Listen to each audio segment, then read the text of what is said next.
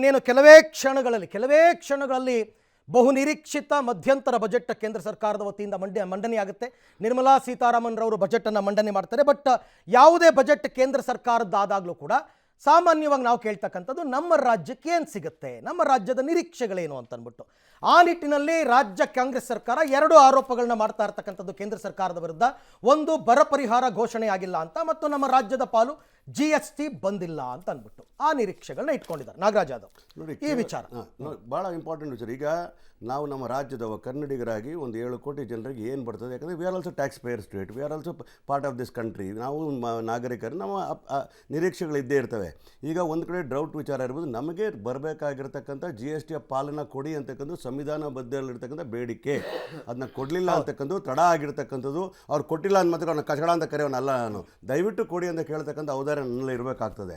ಆಮೇಲೆ ಅದರ ಜೊತೆಗೆ ಹೇಳಬೇಕು ಅಂತಂದರೆ ಡ್ರೌಟ್ ವಿಚಾರ ಬಂದಾಗ ನಿಮ್ಮದೇ ಅಂತ ಕೇಂದ್ರ ಸರ್ಕಾರದಿಂದ ಬಂದಂತಹ ನಿಯೋಗ ಏನು ರಿಪೋರ್ಟ್ಗಳು ಅದ್ರ ಮೇಲೆ ಕೊಡ್ರಿ. ನಾವು ಕೇಳಿರ್ತಕ್ಕಂಥ 18,000 ಕೋಟಿ ರೂಪಾಯಿಗಳ ವಿಚಾರದಲ್ಲಿ ನಿಮಗೇನಾದರೂ ಕೂಡ ಆಕ್ಷೇಪಗಳಿದ್ರೆ ಅದು ಆಮೇಲೆ ಚರ್ಚೆ ಮಾಡಿ, ಕೂಡಲೇ ಒಂದಷ್ಟು 50% 40% ನೀವು ರಿಲೀಸ್ ಮಾಡಬೇಕಾಯಿತು. ಅದನ್ನು ಮಾಡಬೇಕಾಗಿರ್ತದೆ, ಕರ್ತವ್ಯ ನಿಮ್ಮದು. That is the right of every citizen in this country. ಅದ್ರ ಜೊತೆಗೆ ನೀರಾವರಿ ಯೋಜನೆಗಳಿರ್ಬೋದು, ನಮ್ಮ ಮೇಕೆದಾಟು ವಿಚಾರ ಇರ್ಬೋದು, ಕಳಸಾ ಬಂಡೂರು ವಿಚಾರಗಳಿರ್ಬೋದು, ಕೃಷ್ಣ ಮೇಲ್ದಂಡೆ ಯೋಜನೆಗಳಿರ್ಬೋದು, ಅದಕ್ಕೆ ಬೇಕಾಗಿರ್ತಕ್ಕಂಥ ನೋಟಿಫಿಕೇಶನ್ ಇರ್ಬೋದು, ಮಾಡ್ತಕ್ಕಂಥ ಕೆಲಸವನ್ನು ಮಾಡಿ. ಇದು ರಾಜಕೀಯ ಆಗಲ್ಲ. ನೀರು ಕೊಟ್ಟರೆ BJP ಮತದಾರರು ಕೊಡ್ತೀರಾ, ಕಾಂಗ್ರೆಸ್ ಮತದಾರರು ಕೊಡ್ತೀರಾ, ವೋಟ್ ಹಾಕದೇ ಇರೋರು ಕೊಡ್ತೀರಾ. It is for everybody. ಹಾಗಾಗಿ ನಮ್ಮ ರಾಜ್ಯದ ಅಭಿವೃದ್ಧಿಗೋಸ್ಕರ ಇನ್ನೊಂದು ಹೇಳ್ತೀನಿ ಕನೆಗೆ, ಕನ್ನಡದ ಭಾಷೆಯ ಬಗ್ಗೆ ನಾವು ಒಂದು ಸುಗ್ರೀವಾಜ್ಞೆ ರಿಜೆಕ್ಟ್ ಮಾಡಿ ಕಳಿಸಿದ ಗವರ್ನ ಮತ್ತೆ ಕಿತ್ತೋಗಿರೋ ಮಾತನ್ನು ಹೇಳಬೇಕಾಗ್ತದೆ. It's not connected to the budget. It's not connected to the budget. But I am telling you, ನನ್ನ ಆಕ್ರೋಶ ಕೇಂದ್ರ ಸರ್ಕಾರ. No Nagaraj Yadav, no. Yes sir, no, governor reject ಮಾಡಿಲ್ಲ. You sent it back. No, ಮಾಡಿಲ್ಲ. You have sent it back for a perfect reason. Assembly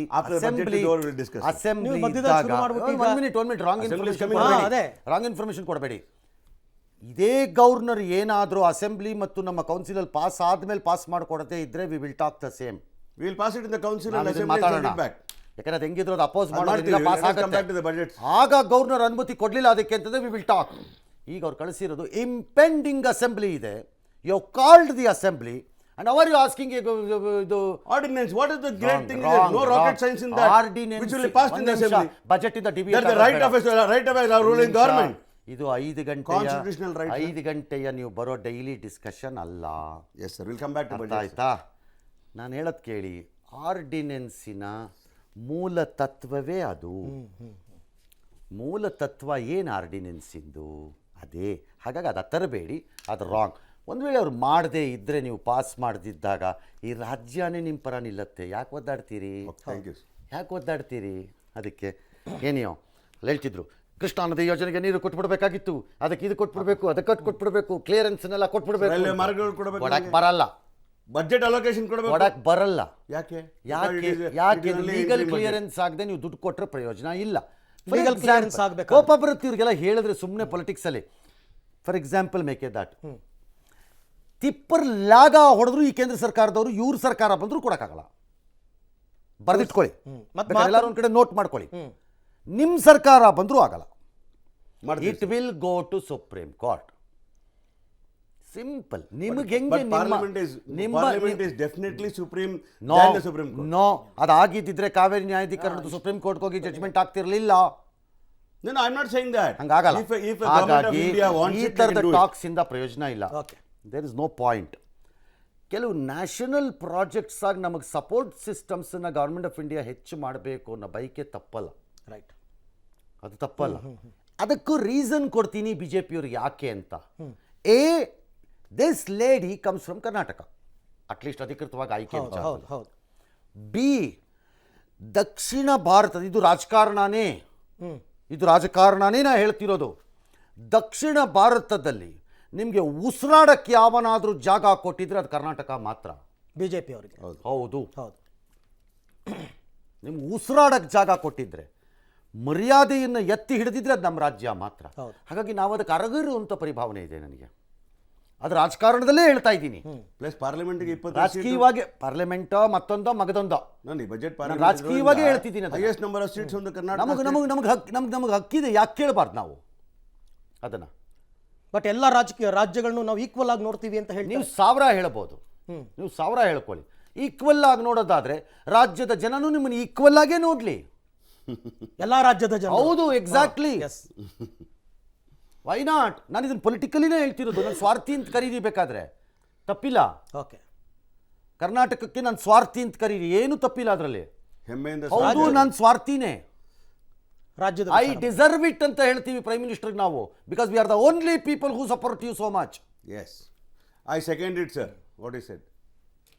ನಮಗೆ ಯಾರು ನವೀನ್ ಹೇಳಿ, ದಕ್ಷಿಣ ಭಾರತದಲ್ಲಿ ನಿಮ್ಮ ಪಕ್ಷಕ್ಕೆ ಈ ರೀತಿಯಾದಂತಹ ಬೆಂಬಲವನ್ನು ಕೊಡುವ ರಾಜ್ಯ ಯಾವುದು? ಯಾವುದಿದೆ ಹೇಳಿ ನನಗೆ. ನಮ್ಮ ಕರ್ನಾಟಕಕ್ಕೆ ನಮಗೆ ಕೇಳಕ್ಕೆ ಹಕ್ಕಿದೆಯಾ ಇಲ್ವಾ? ಒಂಚೂರು ನೀವು ಅವ್ರಿಗೆ ಹಳಸಿದ್ದನ್ನ ಕೊಡಿ, ನಮಗೆ ಹೊಸಾಗ ಅನ್ನ ಮಾಡಿ ಕುಕ್ಕರಿಂದ ತೆಕ್ಕೊಡಿ ಅಂತ ನಾನು ಕೇಳ್ತಿಲ್ಲ.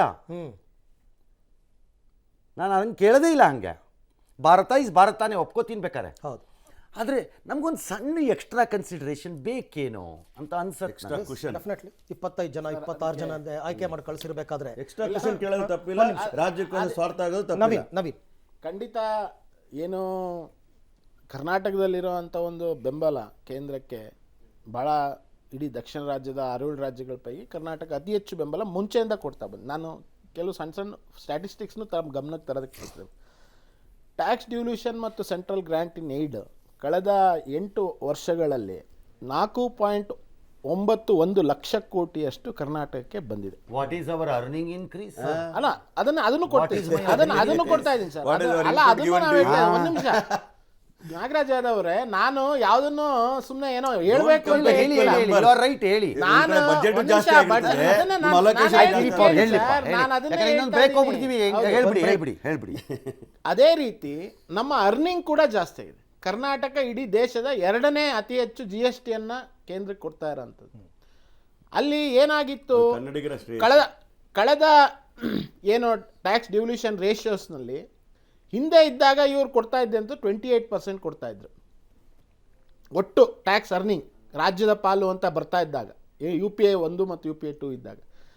ಅದನ್ನು ಮತ್ತೆ ಏನು ಬೇರೆ ಬೇರೆ ನಿರ್ಣಯಗಳನ್ನು ಮಾಡಿ ಅದನ್ನು ಪರ್ಸೆಂಟೇಜನ್ನು ಜಾಸ್ತಿ ಮಾಡಿ 33% ತನಕ ತಂದು ಇವತ್ತು ಕರ್ನಾಟಕಕ್ಕೆ ಬರಬೇಕಾಗಿರೋಂಥ ಪಾಲು ಕೊಡ್ತಾ ಇದೆ. 50% ಬಂದಿದೆ ಸರ್. ನಾನು ಯೋಜನೆಗಳ ಸಮೇತ ಹೇಳ್ಬಿಡ್ತೀನಿ. Where is my back balance of ನನ್ನ ರಿಸರ್ವಿಂಗ್ ಫಂಡ್ಸ್ ಎಲ್ಲಿ ಬಂದಿದೆ? ಅದೇ ಸರ್, ನಾನು ನಿಮಗೆ ಅದ್ರ ಜೊತೆಗೆ ಲಾಸ್ಟ್ ಟೈಮ್ ಅನೌನ್ಸ್ ಮಾಡಿ ಬಜೆಟ್ ಸರ್ ಒಂದೇ Continue ಮಾಡಿ ಸರ್. ಸುಮ್ಮನೆ ಈಗ ನೋಡಿ, ನೀವು upload ನೇರವಾಗಿ ಮಾಡಿ. ಕರ್ನಾಟಕ ಸರ್ಕಾರ ನವೀನ್ ಖಜಾನೆಗೆ ದುಡ್ಡು ಬಂದಿದೆ ನವೀನ್ ಅವ್ರ ಅನ್ನೋದಲ್ಲ. ಮಾತನ್ನ ನಾನು ನಾನು ನಿಮಗೆ ನವೀನ್ ಅವ್ರ ಮಾತು ಅಪೋಸ್ ಮಾಡ್ತಾ ಇಲ್ಲ. ನವೀನ್. ಉದಾಹರಣೆಗೆ ಭದ್ರಾ ಮೇಲ್ದಂಡೆ ಯೋಜನೆಗೆ 5,300 ಕೋಟಿ ರೂಪಾಯಿ ಹೇಳಿದ್ರು, ಒಂದು ನಯಾ ಪೈಸಾ ಬಂದಿಲ್ಲ. ಡೌಟ್ಗೆ ಒಂದು ನಯಾ ಪೈಸಾ ಬಂದಿಲ್ಲ. ವಾಟ್ ಇಸ್ ನೀವು ಅದೇ ಮಾಡ್ತಾ ಇರೋಂಥದ್ದು. ಅವರು ಭದ್ರಾ ಮೇಲ್ದಂಡೆ ಯೋಜನೆ ಬಜೆಟ್ ಅಲ್ಲಿ ಕೊಟ್ಟಿರೋಂಥದ್ದು 5,300 ಕೋಟಿ ಕೃಷಿ ಸಿಂಚಾಯಿ, ಪ್ರಧಾನ ಮಂತ್ರಿ ಕೃಷಿ ಸಿಂಚಾಯಿ ಯೋಜನೆ ಹೊಲಕ್ಕೆ ನೀರು ತಲುಪಿಸುವಂತ ಏನು ಸ್ಟೇಜ್ ಬರುತ್ತೆ, ಆ ಡ್ರಿಪ್ ಇರಿಗೇಷನ್ ಮೂಲಕ ಬರುವಂತ ಏನು ಟೋಟಲ್ ಪೈಪ್ ಲೈನ್ ಇದೆ, ಮತ್ತು ಇವು ಕ್ಯಾನಲ್ ವರ್ಕ್ ಕೊಡ್ತೀವಿ ಅಂತ ಅವ್ರ ಬಜೆಟ್ ಅಲ್ಲಿ ಹೇಳಿಲ್ಲ. ಅನೌನ್ಸ್ಮೆಂಟ್ ಆದಾಗ ಅದೇ ರೀತಿ ಆಗಿತ್ತು. ಅನೌನ್ಸ್ಮೆಂಟ್ ಆದಾಗ ನವೀನ್ ಒಂದು ಕೊನೆಯ ವಿರಾಮ ಇದೆ ಸರ್. ನಾನು ಹೇಳಿದ್ರೆ ಪಾಲಿಟಿಕ್ಸ್ ಅವ್ರನ್ನ ಕೇಳಿ. ಇದು ನ್ಯೂಟ್ರಲ್ ಪರ್ಸನ್. ನಾಗರಾಜ್ ಯಾದವ್ ಅವರೇ, ದಾರಿ ತಪ್ಪಿಸುವಂತ ಕೆಲಸ